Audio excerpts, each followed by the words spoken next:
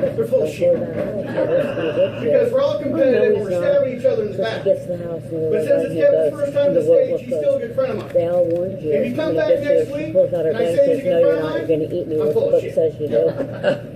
So let's welcome to the stage Kevin Comeau. Pretty good one, huh? Yeah? Okay, I'll tell it. Well, I'm kind of frustrated, first of all, let me make sure this is on. I'm kind of frustrated. Thanks everybody for having me out tonight, but right off the gate, you stole my hammer joke. So, yeah, I'm going to have to make up a couple of minutes, but I'll think of something, I'm sure. You know, I'm going to work off notes here because this is my first night, so you're going to have to bear with me while I fumble around awkwardly. But my wife does that quite often, so. All right, where was I? Reading to you guys, so I guess I must be like a poet or something. All right, well, right now, like I said, like he said, actually, this is my first night doing open mics or anything like that, so I can just kind of throw this around because the audio here is great. And it'll be great. Right now, I'm kind of going through a transitional period. I get a chance to come out here tonight. I get a chance to, you know, do a couple of jokes for you guys, work on some material, hang out with my friend Scott, who said he knows me for 6 or 7 years, and I've lived in Florida since about 2011. So if you do the math, you know, basically I've worked second shifts for as long as I can remember. You know, I feel a little bit more comfortable in second shift work, mostly because I hate sunlight, and mornings are awful. So, but right now, because I work second shifts, I got a chance to call off work tonight to come here with an actual true excuse rather than lying, you know, like I usually do by saying, you know, got a car accident, or there was an earthquake, or I was abducted by aliens. So thank you guys for having this open mic night tonight, because I really appreciate that. I got a chance to practice some honesty, which isn't necessarily my strong suit. You know, another thing I was going to talk about tonight, you know, a good thing is because I'm working second shifts, my wife and I don't get a chance to see that much of each other. You know, in the beginning, that wouldn't have been the best thing because, you know, new love and all that stuff. But then we had the, you know, wonderful experience of having twin baby girls. Oh, wow. Yeah, they're beautiful little babies, right? You know, and the gods of karma definitely were shining upon me when they blessed me with 2 beautiful, bouncing baby girls, right? Yeah. Girls. So you can tell all of the ex-girlfriends and the mothers of the ex-girlfriends and the sisters and the gynecologists of the ex-girlfriends all definitely got together, right? And they, you know, they definitely got together and they beat that giant drum circle and wicked, you know, yeah, sisterhood thing, and all those friggin' prayers came together. Because when I found out that news that I was having a kid, it was great. And the doctor said, it's a girl. And I'm like, awesome, and it's 2. And I'm like, you bitches, right? But no, seriously, having twin girls is great. It's definitely been a blessing for me and my wife, and you know, we're kind of like a progressive family, you know.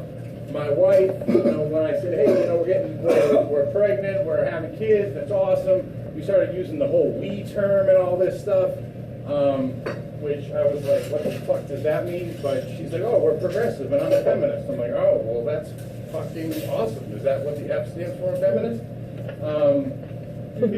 She's like, you know, I'm gonna keep my last name for my career and for professional reasons. I'm like, aren't you a fucking accountant? But, you know, whatever. So anyways, now we each have our own last names, and we get these 2 bouncing baby wonderful girls and all this shit. So I'm like, all right, honey, you know what, you focus on your career, and that's great, and I, you know, gung-ho, go team, right? So she goes back to work, and I get a chance to watch these beautiful girls grow, right? And, you know, I want to support go team progressive, right? And so as things go along, I get a chance to learn the wonderful blessings about poop.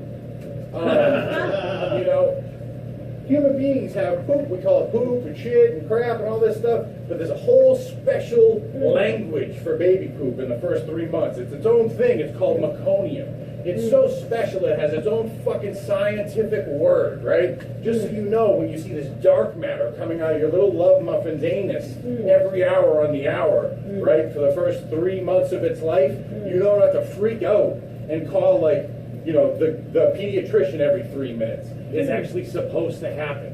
I've never said the word meconium so much in my goddamn life. I used to call my wife at work, and I'm like, this thing's pouring this black tar out of its ass. It's like a BP oil spill in the nursery. It's freaking awful, right? And you know what? Go accounting. So whatever, you know. I got a chance to stay home.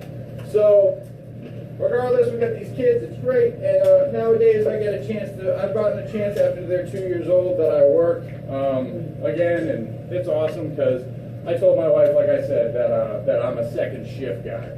So fast forward to today, and here we are. You know, I got a chance to be here telling some jokes for you guys. The downside is I went to my doctor the other day for a physical. You know, it's a little ominous, right? Because when somebody says the downside, he went to his physical, you're expecting like bad news. My doctor says to me, he goes, you lost 15 pounds, right? So I'm like, how the fuck is this bad news? He goes, you know, you're doing a good job, but I think you need to stop working nights. I'm like, bullshit, right? I stayed home with those kids for 2 years. You're telling me now I gotta go back to working days and hang out with the wife and the kids and all this shit? Bullshit. He's like, no, I'm telling you. He goes, you're not getting enough sleep. I'm like, I'm getting enough sleep. He goes, how much sleep you get? I'm like, about 4 hours, you know. I come home from work at midnight, I go home, I play the Xbox, you know what I mean? I watch a little internet, and then I go to sleep like a baby for 4 hours. I get up, I take the kids to school, and then, you know, maybe better a couple of horse races, go to work, you know, everything's fine, it's a great day. And he's like, you know, you gotta go home. You gotta go home, you gotta work during the day, all this shit. And he goes, because you're not getting enough sleep and it's starting to affect you, you know, you're getting sick and everything. I'm like, all right, well, okay, what seems to be the problem? He goes, your cholesterol, it's through the roof. He goes, let me ask you something. Do you eat potatoes? I'm like, do I eat potatoes? I'm like, do they not have 6'3", 250-pound green-eyed kids named Kevin in fucking whatever Brazilian, you know, medical school you went to? Of course I eat fucking potatoes. He goes, no potatoes. I'm like, no potatoes? Yeah, no potatoes, no pasta. He goes, no bagels. What the fuck is a bagel? He goes, no bread, no starches, no muffins. I'm like, this is the most depressed I've ever felt in my entire life, and I'm supposed to be hearing good news. He goes, yeah, you can't be eating any of that shit anymore. He goes, you gotta go on days. You gotta cut out all that stuff. He goes, your cholesterol's too high. I'm like, you're telling me I stayed home with the kids, I ate all this, you know, I dealt with all the meconium, and now I gotta cut out all these good things. I'm like, what do I got left? He goes, hold on. Man. Shit. Meconium. Oh yeah, meconium. Yeah, he goes, meconium, that's what you got left. You got boatloads of it in the back of the yacht. All right, so what he said to me was, he goes, froze up. All right, moving on.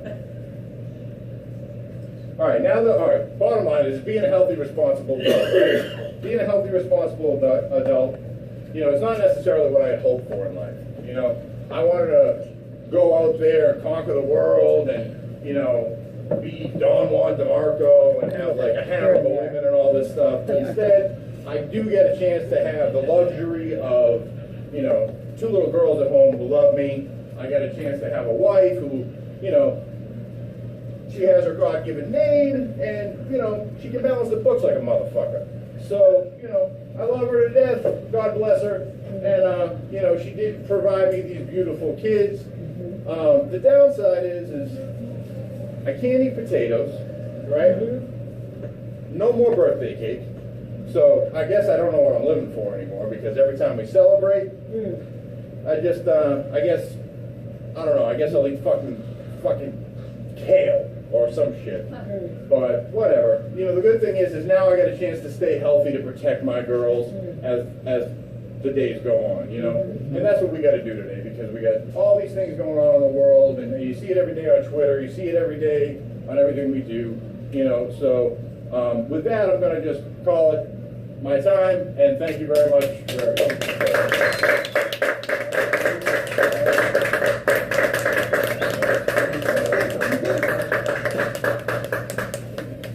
All right, let's hear from my best friend Kevin.